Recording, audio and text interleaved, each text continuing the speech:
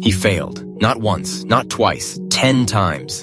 And every time, he stood back up, not because he believed in himself, but because he couldn't bear to disappear. They laughed, his friends, his family, even his own mirror. Some people just aren't made to win. That's what they said. But what they didn't know was this. On the 11th try, he didn't just succeed.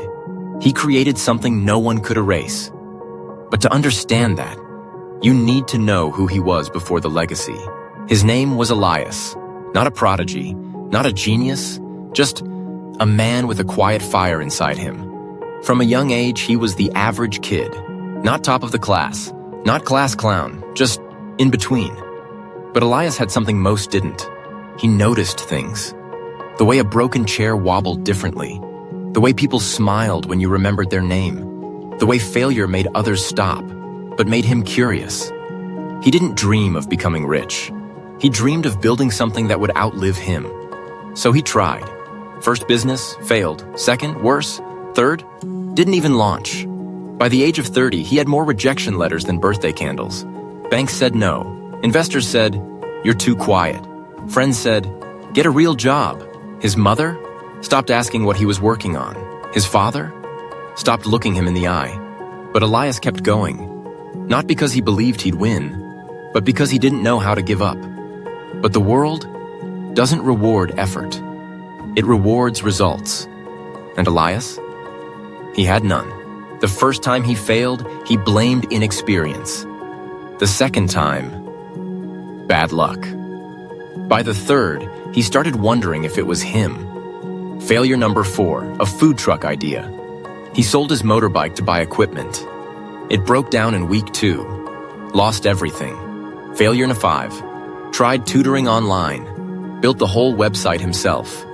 No traffic, no students, not even spam bots signed up. Failure 6. Applied for a startup accelerator. Final round. Rejected. The feedback? You don't look like a founder. He didn't know what that meant, still doesn't. By failure number 8, he stopped telling people what he was working on. Too tiring to explain. Too embarrassing to admit. He started deleting his own posts before anyone had the chance to ignore them. Failure number 10? That one broke him. He launched a project he believed in the most. He called it his quiet legacy, a storytelling platform for unheard voices. It got 12 users, 8 were bots. The other 4 never returned. That night, Elias didn't just question his ideas. He questioned himself. What if I was never meant to build anything? What if this is all I'll ever be? 10 times, 10 different versions of hope, all gone. He didn't cry, he didn't shout, he just stopped. After the 10th failure, Elias disappeared. Not physically, emotionally, mentally. He stopped setting alarms, stopped checking emails, stopped replying to the 3 people who still asked how he was. He stopped trying. Days passed like fog. Evenings bled into mornings.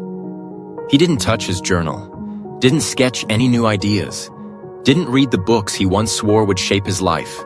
He stared at ceilings, walls, reflections that stopped looking like him. One night he scrolled through his past posts, the ones where he said, "This is the one. I feel it this time." He wanted to laugh, but couldn't. His cursor hovered over the folder. Version 11. A half-written idea, just a note, really. A platform where failure stories are honored, not hidden. He almost deleted it. Almost. But something inside whispered, "If this is the last thing I try, let it be something that's honest." That night, not with fire, not with hope, but with quiet defiance, Elias opened his laptop and began. This time, he didn't tell anyone, didn't post, didn't pitch. He just built. No grand launch, no countdown, no motivation speech. Just Elias, his laptop, and the quiet hum of 2 a.m. focus. He called it the 11th. A space for people who had failed, been rejected, ridiculed, but still had something to say. No ads, no leaderboard, no followers, just stories. Raw, real, anonymous if needed. He wrote the first post himself, Not polished, not perfect, just a title. 10 tries, 0 wins, still breathing. He hit publish, closed his eyes, and for the first time in years, he didn't feel like a loser. Not because of likes. There were none, but because he finally realized, maybe my story wasn't meant to impress. Maybe it was meant to give someone else permission to begin. What happened next wasn't sudden, wasn't loud, wasn't even seen by many. But it was real, and it was beginning. The first reply came 3 days later. No name, no profile picture, just a story. I've failed 4 businesses. My family thinks I'm wasting my life, but I'm still here. Thank you for reminding me I'm not the only one. Elias read it 5 times, not because it was poetic, but because it was real. And for the first time, he felt useful. Soon, more came. A teacher who lost his job, a mother rebuilding after divorce, a 19-year-old who flunked out of college and thought she was done. They didn't ask for help. They didn't want advice. They just wanted to be heard. And the 11th gave them that. Elias didn't become famous. No sponsorships, no TED Talks. But he began receiving messages that started with, "Because of your story. You helped me try again. I don't feel broken anymore."